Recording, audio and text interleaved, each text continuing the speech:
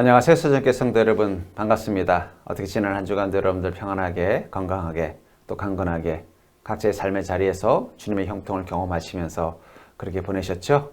오늘은 13과 그리스도인의 성화라는 주제를 가지고 함께 제자반 말씀 공부하도록 하겠습니다. 크리스찬 영성가 중에 C.S. 루이스라는 분이 계십니다. 그분이 하신 말씀 중에 이런 말이 있어요. 하나님께서 우리를 사랑하신다면 지금의 우리의 만족, 우리 모습에 만족하셔야 한다라고 요구하는 것은 하나님께서 더 이상 하나님의 시기를 포기하도록 요구하는 것이다. 하나님께서는 거룩하신 분이기 때문에 우리의 인격에 흠이 있으면 그분의 사랑은 방해를 받고 위축될 수밖에 없다라고 말하고 있습니다. 그 말은 무엇입니까? 하나님이 우리를 사랑하신다면 하나님은 당연히 우리가 더욱더 거룩한 자로 성장하기 위해서 우리의 인격이 성장하기를 원하시지 그냥 지금 이 모습 그대로 만족하시지 않는다는 의미를 가지고 있죠.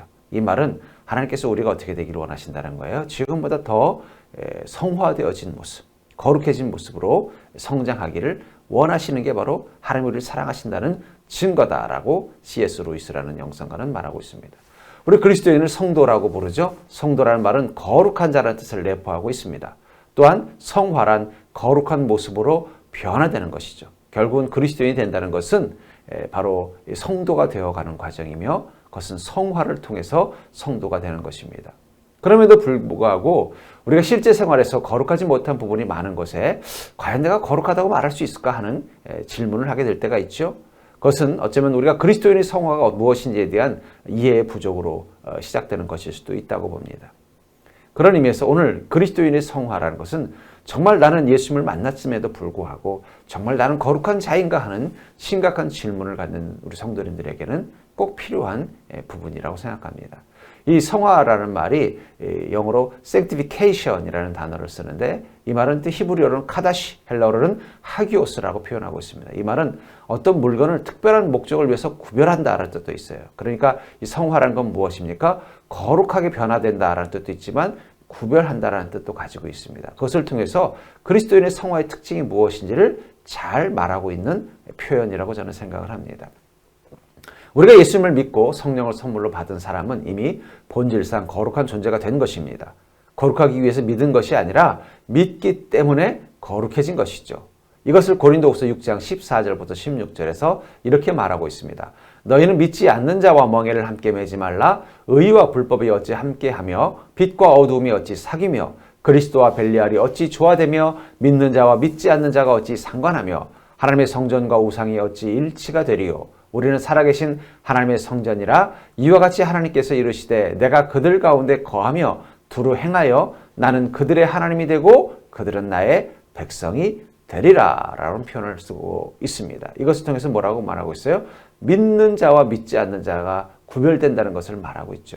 또 하나님의 성전과 우상이 어떻게 일치될 수 없다라고 말하고 있습니다. 우리는 살아계신 하나님의 성전이며 또한 하나님의 백성이라고 말하고 있는 것입니다. 그런 의미에서 거룩은 세상으로부터 구별되고 분리되는 것이라고 말할 수 있어요. 물론 이 말이 물리적으로 세상과 분리된다는 뜻은 아닙니다. 그렇기 때문에 우리가 거룩해지기 위해서 세상을 떠나서 어디 산속 같은데 광야 같은데 숨어 살라는 뜻이 아니라 세상 사람들의 가치관과 문화로부터 구별된 삶을 살아야 된다는 게 바로 거룩, 바로 성화의 삶이라고 말할 수 있다는 것이죠.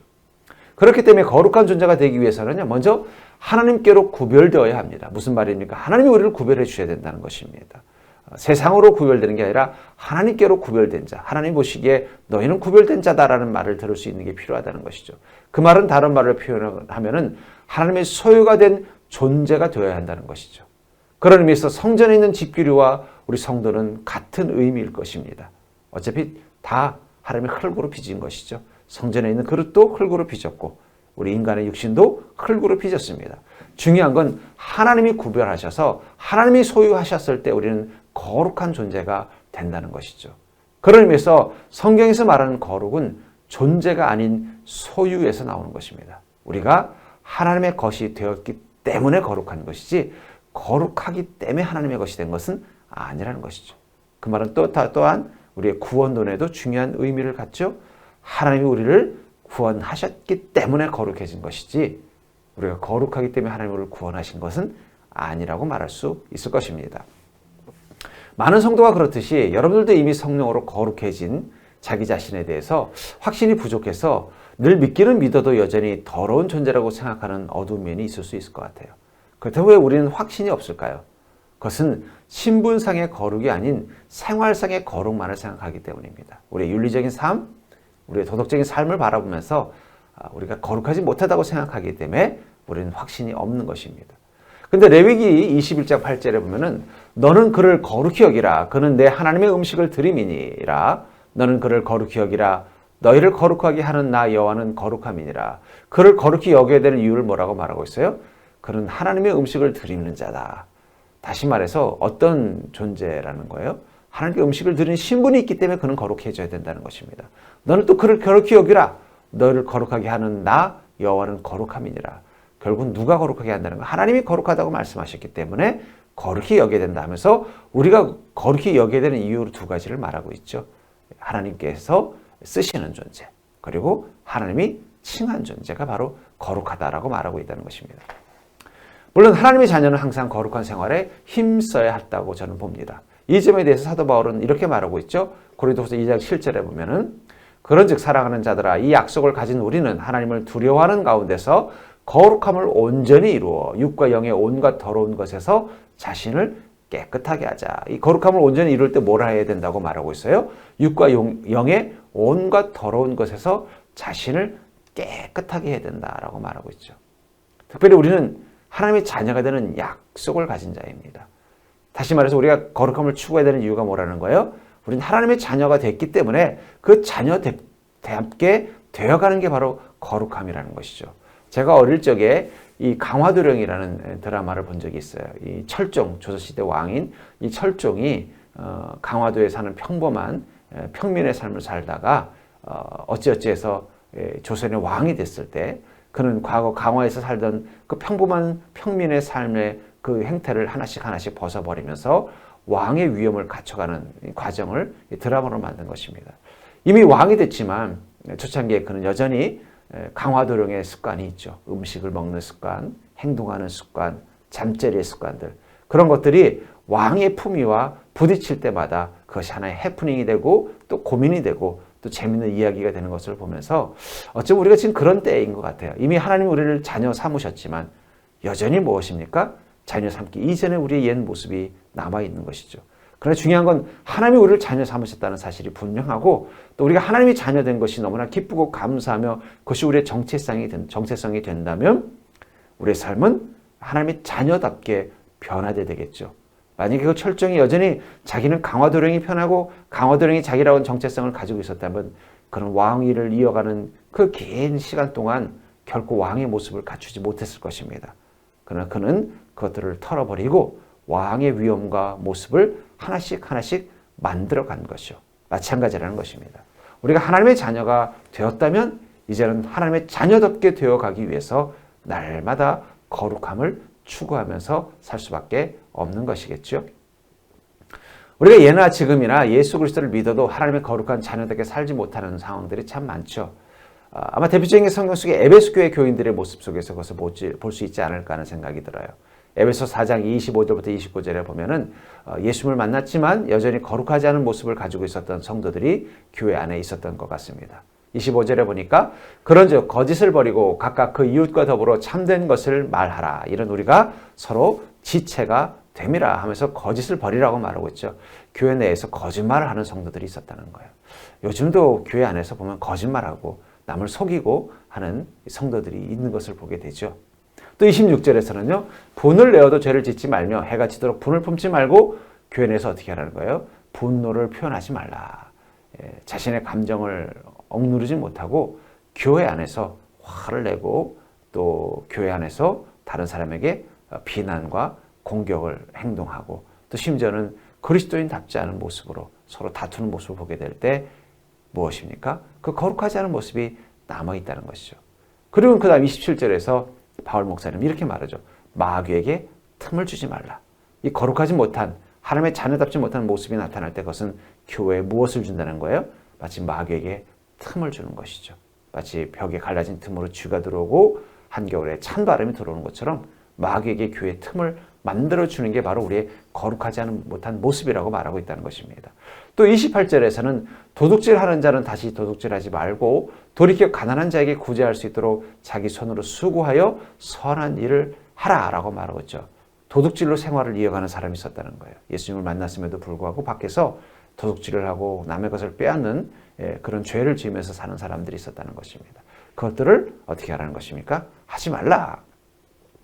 또 어떤 사람들은요, 스스로 자기 생활을 위해서 수고의 노동을 하지 않고 교회 와서 늘 도움을 받아 살려고 하는 사람도 있더라는 거예요. 그래서 자기의 손으로 수고하여 선한 일을 하라라고 말하고 있는 것을 봅니다. 또 29절에 보면은 무릇 더러운 말은 너희 입 밖에도 내지 말고 오직 덕을 세우는 데 소용되는 대로 선한 말을 하여 듣는 자들에게 은혜를 끼치라. 어떻게 하라는 거예요? 더러운 말은 입 밖에도 내지 말라. 특별히 우리가 그리스도인으로서 하나님의 자녀답게 되어져가는 과정 가운데서 우리가 가장 소홀하기 쉬운 부분이 이 부분인 것 같아요.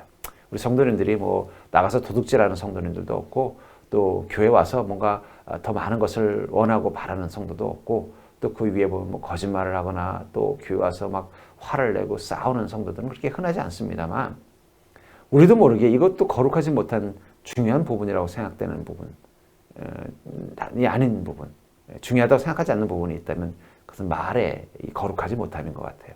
그래서 29절에 보면 무릇 더러운 말은 너희 입 밖에도 내지 말고 오직 덕을 세우는 데 소용되는 대로 선한 말을 하여 듣는 자들에게 은혜를 끼치게 하라. 어떻게 하라고 말하고 있어요? 더러운 말은 너희 입 밖에도 내지 말고. 여러분, 우리가 마음속에 더러운 생각이 떠오를 수 있죠. 우리 죄인인데 우리 안에 여전히 해결되지 않은 죄와 허물이 있고 선악과의 흔적이 있는데 우리 마음속에 그 더럽고 악한 생각들이 떠오를 수 있다는 거예요. 그러나 우리가 그리스도인이라면 어떻게 된다고요? 입 밖에도 내지 말고. 여러분들, 마음속에 생기는 것과 입으로 내뱉는 것은 같은 게 아닙니다. 만약에 모든 사람들이 자기의 마음속에 생긴 것을 그대로 다 입으로 내뱉고 그대로 다 행위로 나타낸다면 세상은 지옥이 될 거예요. 그러나 많은 교양이 있는 사람들은 어떻게 해요?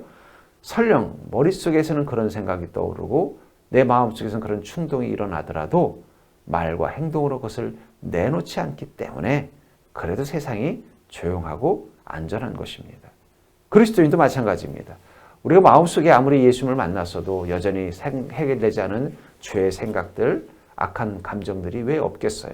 그러나 그것을 어떻게 하라는 거예요? 우리가 우리 밖으로 표현해내지 말라는 것입니다. 특별히 더러운 말을 입 밖에 내지 않는 것, 그것은 거룩함에 있어서 가장 중요한 또한 부분 중에 하나일 거라는 거예요. 오직 덕을 세우는데 소용되는 선한 말을 하여. 특별히 우리가 선한 말을 할 때 그 기준이 중요하다는 거예요. 우리는 내가 생각하기에 선하면 그 말은 해도 된다고 생각하지만 선한 말의 기준이 뭐라는 거예요? 덕을 세우는데 소용되는 말만 선한 말이라는 거예요. 그 말을 들은 사람에게 덕이 되면 그건 선한 말이고요.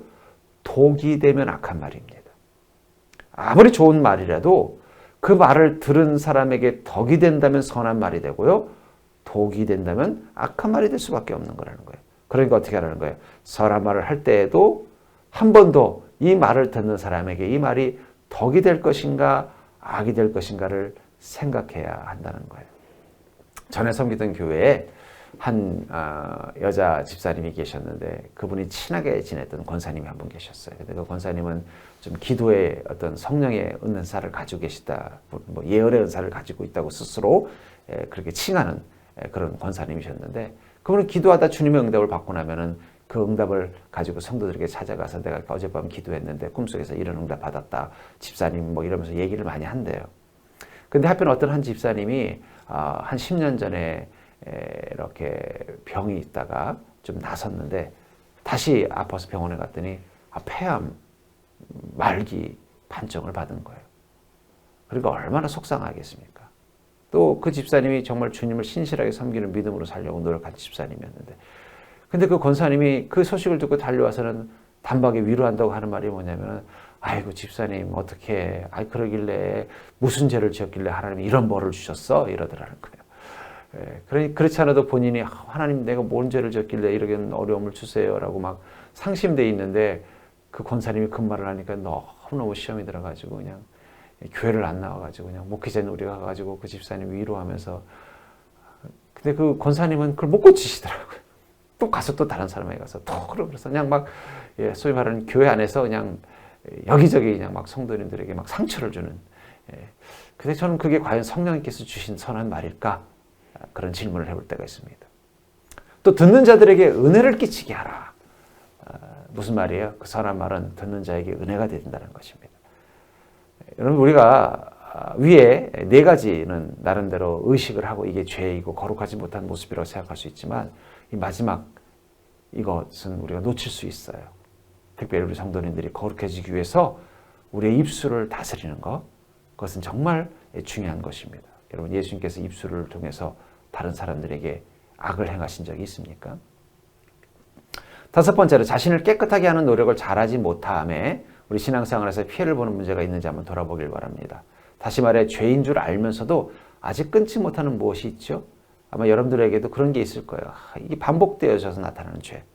근데 그게 차마 남에게 말할 수 없는, 혹시 말했을 때 오해가 생기거나 또 잘못된 어떤 오히려 문제가 생길 수 있는 부분이 있다면 그것은 주님 앞에 회개로 내어놓고 성령의 도우심을 구하길 바랍니다. 아무리 노력을 해도 애를 써도 해결되지 않는 죄가 있다면 그것을 포기하는 것이 아니라 어떻게 해요? 다시 주님께 내어놓고 성령의 도우심을 날마다 구해 보십시오. 여러분들이 정말 주님의 은혜를 간절히 구하는 게 있으면 어떻게 돼요? 날마다 주님께 구하잖아요. 그런 마음으로 깨끗해지지 못하는 부분들, 특별히 남에게 밝힐 수 없는 부분들이 있다면 그런 마음으로 한번 주님께 간절히 도움을 구하는 기도를 해보십시오. 성령께서 강력하게 역사하셔서 여러분들을 거룩하게 만들어 주실 것입니다. 또 만일 털어놓아도 괜찮은 것이 있다면 그것은 성도들과 함께 형제의 나눔을 갖기를 원합니다. 하나님께서 성도의 교제를 주신 이유는 자신들을 더 거룩하고 깨끗하게 하는데 함께 돕는 자가 되기 위해서 세우신 것입니다. 그들과 함께 나누면요, 우리가 격려가 되고 또 우리의 삶을 변화시키는데 하나의 소위 말하는 지지자가 되기도 하고 또 하나의 또 감시자가 되어서 우리를 더 깨끗하게 할 수 있는데 큰 도움이 될 것입니다. 다시 한번 알아두시길 바랍니다. 우리는 거룩한 사람이 되기 위해 죄를 멀리하고 의롭게 살려고 하는 사람이 아니라 이미 거룩한 사람이 되었기 때문에 더럽고 악한 것을 멀리하는 것입니다. 이 점에 대해서 여러분들은 잘 깨닫고 있나요? 저는 이것을 분명하게 깨닫게 된 계기가 있어요. 제가 중학생 시절에 제 짝꿍은 그 전학년도 같이 저랑 같은 반에 있었던 아이인데 뭐 공부도 잘 못하고 또 반에서도 이렇게 애들하고 인기도 없고 또 좀 약간 가볍기도 하고 또 그렇게 매력이 있는 친구도 아니었습니다. 근데 학년이 바뀌고 새로운 선생님이 부임해 오셔서는 대뜸 임시반장을 선출하는데 그런 제 짝꿍을 임시반장으로 세운 거예요. 그러니까 다들 의아해했어요. 아니 왜 쟤를 세우셨지? 쟤는 그럴 만한 뭐 어떤 성적도 아니고 또 그럴 만한 매력도 없고 리더십도 없고 또 반 애들로부터 인정받지도 못하는데 왜 세웠을까 하는 생각을 하고 있었어요. 근데 또 한 달이 지나자 아예 선생님은 그 짝꿍을 그냥 학년 반장으로서 그냥 세워버린 것입니다. 근데 놀라운 것은 그 아이가 반장이 된 뒤로 달라지기 시작했다는 거예요. 평소에 좀 장난스럽고 또 공부도 잘 안 하고 또 친구들한테 인기도 없고 그런 학생이었는데 반장이 되고 나서는요, 열심히 또 수업을 듣는 거예요. 아무래도 반장인데 자기가 떠들면 안 되겠죠. 열심히 수업을 듣고 또 가벼웠던 행동들이 좀 더 진지해지고 또 반장으로서 해야 될 일들을 위해서 점점 리더십이 세워지기 시작하는 거예요. 그래서 어느 순간 그 반의 학생들이 전부 다 그를 반장으로서 인정하기 시작하게 되더라는 거예요. 결국 그는 반장이 될 자격을 갖추었기 때문에 반장이 된 게 아니라 반장이 되어서 자격을 갖추어 나가는 것이죠. 저는 그게 바로 성화의 특징이라고 생각합니다. 하나님께서는 먼저 우리를 하나님의 자녀로 선포하신 것입니다. 그리고 그 순간 우리는 하나님의 자녀로서 점점 합당한 자로 가는 것입니다. 그게 바로 성화의 삶이죠. 거기에 합당하게 사는 것이 바로 성화의 삶이라는 거예요. 그러니까 이미 하나님은 여러분들을 하나님의 자녀로 임명하셨습니다. 이제는 여러분들이 거기에 맞게 합당한 삶을 살려고 노력하기만 하면은요, 충분히 하나님의 자녀다운 거룩한 모습으로 사는 자로 변화될 줄 믿습니다. 그런 의미에서 거룩한 생활은 하나님의 뜻이면서 명령이라고 생각됩니다. 우리 데살로니가전서 4장 13절과 7절에 보면은 하나님의 뜻은 이것이니 너희의 거룩함이라 곧 음란을 버리고, 다시 말해서 뭐라고요? 거룩하라고 명령하고 있다는 것이죠.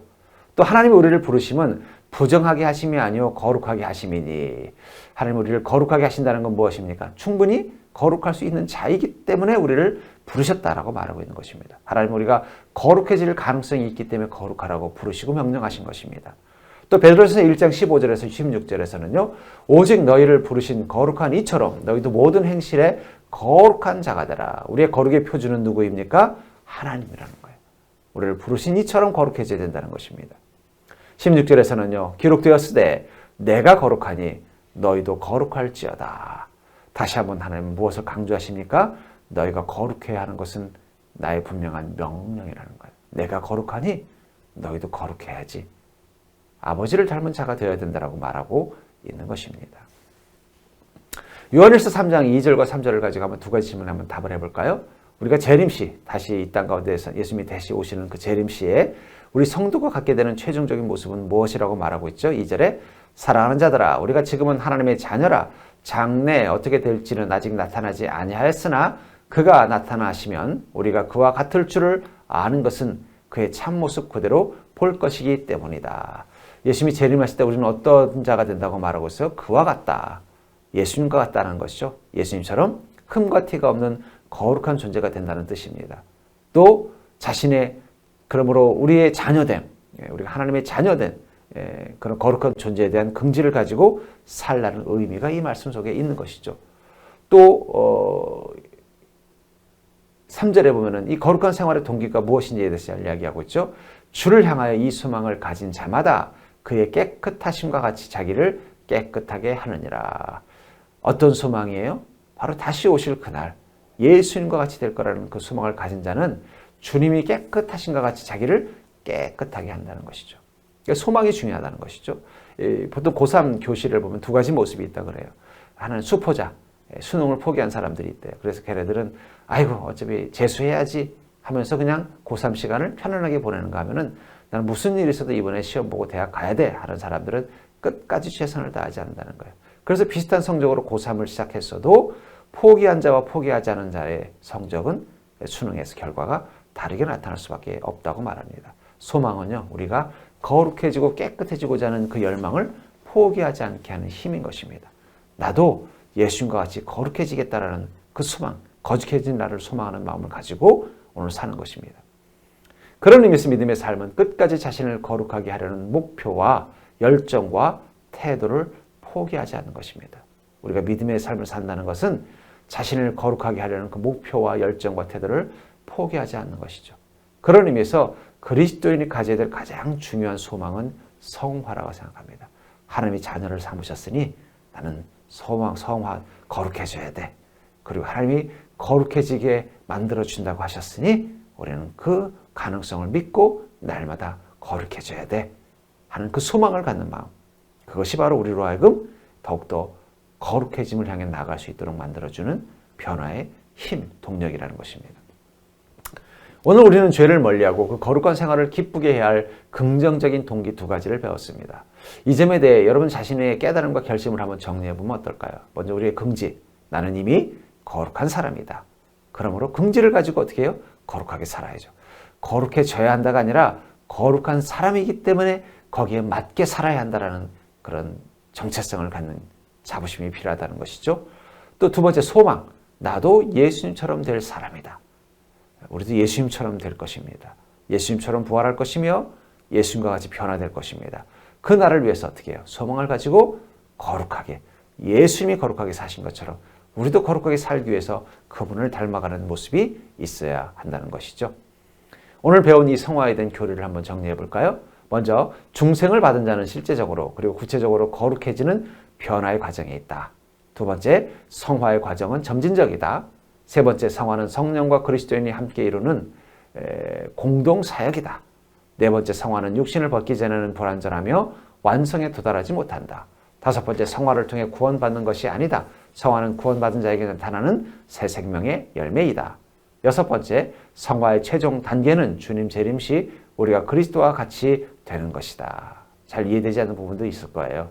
하지만 여러분들 다음에 또 제자반에 그 다음 단계로 가면은 좀 더 심오한 부분을 다룰 날이 있으니까 오늘 이 교리를 마음속에 잘 새겨놓고 나는 정말 날마다 거룩해지는 삶을 살고 있는지 한번 자신을 잘 돌아보기를 바랍니다. 우리 또 오늘 함께 암송할 두 개의 구절 여러분 마음속으로 잘 암송하시면서 날마다 내가 하나님의 자녀다운 모습, 또 예수님을 닮아가는 모습이 날마다 더 풍성해지고 새로워지는 그런 순전한 그리스도의 삶을 사는 자가 되기를 주님의 이름으로 간절히 축복합니다.